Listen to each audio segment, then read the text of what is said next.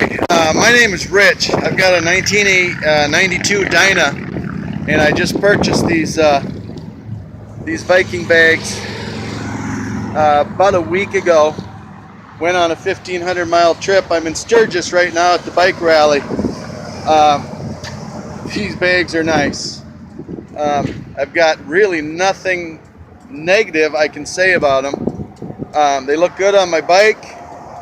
I bought them kind of to start a low budget bagger project, and these bags have enough style that it's gonna pull my project off pretty nice. They open and close beautifully. Lots of storage. I got my toolkit and stuff in there, rain gear. They close beautifully, travel well. Just can't say enough good things about them. The service was wonderful. I got an email from the sales team afterwards asking how I liked them.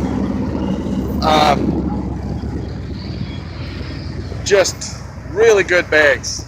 I had quite a few compliments. People asked where I got them, how much. Again, nothing to say bad about them. They traveled well. They're pretty solid. Then I've got my Viking Sissy Bar bag, which packs a lot of stuff. I guess thank you, Viking Bags.